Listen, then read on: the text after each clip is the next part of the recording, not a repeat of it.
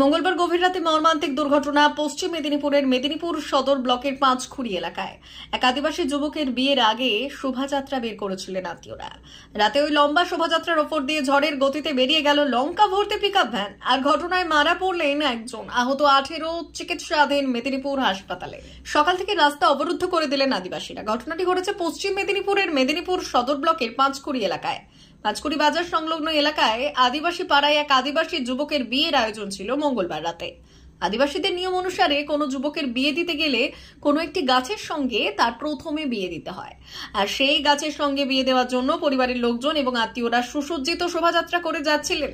পাড়া থেকে সামনে পিচ রাস্তার ওপর দিয়ে লম্বা শোভাযাত্রা নিয়ে যাচ্ছিলেন তারা। রাত 12:30 নাগাদ আনন্দে গান গাইতে গাইতে নাচতে নাচতে তারা যখন যাচ্ছিলেন তখনই মর্মান্তিক দুর্ঘটনা ঘটে। পাঁচরা এলাকা থেকে প্রচন্ড গতিতে লঙ্কা বোঝাই একটি পিকআপ ভ্যান হঠাৎ করে তাদের ওই শোভাযাত্রার ওপর দিয়ে বেরিয়ে যায়।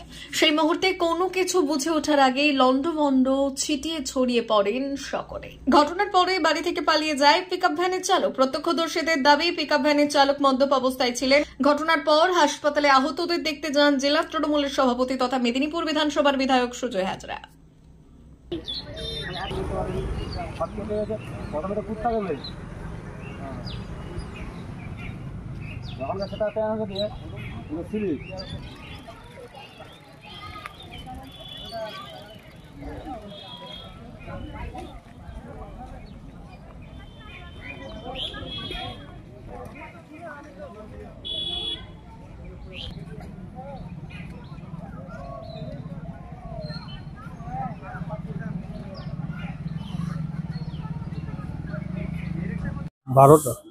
রাত্রি 12টা কি চলছিল এখানে?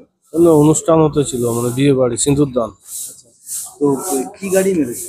পিকআপ ভ্যান, কি লোড ছিল? নৌকার লোড ছিল। কজন আহত হয়েছে? 19 জনের মধ্যে একজন মারা গেছে, 18 জন আছে এখন। মারা গেছে ওর নাম কি? শ্যাম টুডু, বাড়ি পাঁচকুড়ি, কালতা পাঁচকুড়ি। আপনার নাম?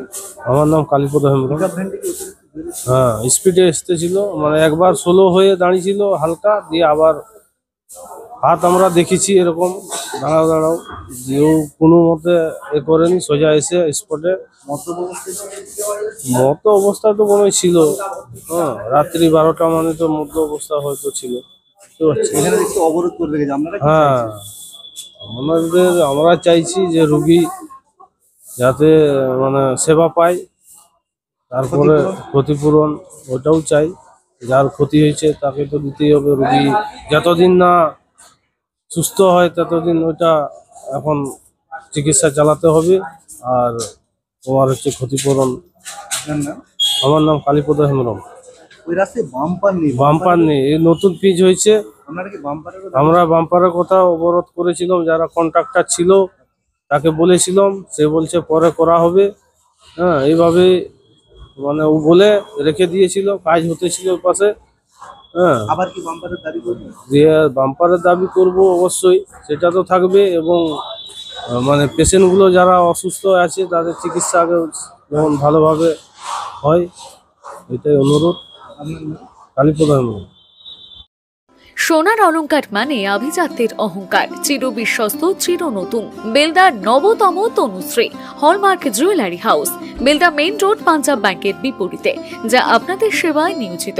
আপনি এখানে পাবেন 100% সোনা, রূপো ও ডায়মন্ড জুয়েলারির আধুনিক নিত্য নতুন ডিজাইনের সমস্ত গহনা। সব পছন্দের সেরা কালেকশনের গহনা পাওয়া যায়। Tanushree hallmark jewellery house, Belda main road, Punjab ব্যাংকের বিপরীতে। যোগাযোগ 9999399860 অথবা 9999349860। বিশেষ দ্রষ্টব্য, আমাদের এখানে গহনার মজুরিতে 10% ছাড় দেওয়া হয় এবং পুরনো হলমার্ক সোনার পরিবর্তে নতুন গহনা কেনার সময় কোনো খাত বাদ দেওয়া হয় না। Tanushree hallmark jewellery house, Belda main road, Punjab ব্যাংকের বিপরীতে।